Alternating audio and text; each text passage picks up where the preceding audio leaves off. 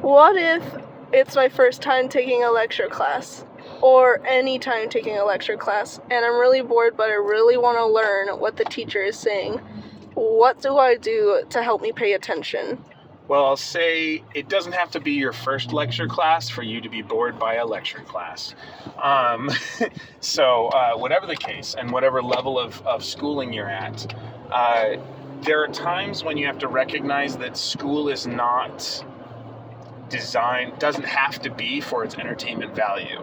It's kind of like reading academic research. It's not a fiction novel. It's not a sci-fi thriller. It's not going to be something that the pacing and energy of the book itself is designed to keep you engaged. The primary goal is getting the knowledge you need to do the things you're trying to do or become the person you're trying to become. The challenge with that is, and this is why I teach games and kids books sometimes, is that one of the rhetorical strategies for learning is keeping it interesting, fun, and engaging. It's the aesthetic aspect of writing, so keeping in mind first, there's a mindset shift that I am here to gain knowledge and develop skill sets that will make me better and at whatever it is I'm trying to do. And I can't help who teaches a class or how they teach a class sometimes unless I give direct feedback. I have to make sure that I don't have the wrong value set for evaluating, or the wrong criteria for evaluating the class. That being said, the real question of what do you do? If I'm in a lecture class that is not interactive, that's kind of boring, and the person's clicking through slides and talking, and it's the sage on the stage approach, and they're not a particularly engaging speaker, and they don't tell stories that anchor to the content or have melody in their voice or whatever it is,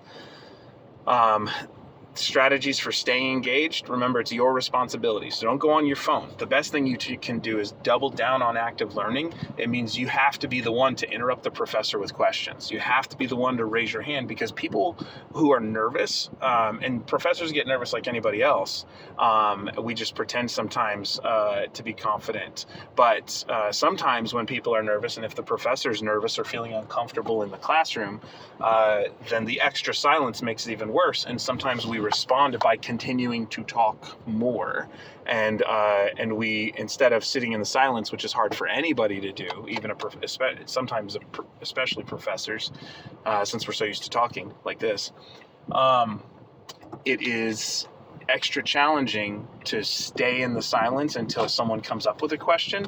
And so you as a student, the strategies you want to do, or you want to actively learn, you have to put yourself in the driver's seat to interrupt the teacher with meaningful questions that are going to help, and assume that everybody else has questions too. And you have to kind of be the leader in that sense. So create the breaks in the content that you need to help the class and the teacher to guide the class. The other things you can do for active learning are draw pictures, make cartoons, do comics of the content being presented, try and process it in something other than just taking notes, but definitely take some sort of notes, and not just like pictures, but active ones that you are processing the information with.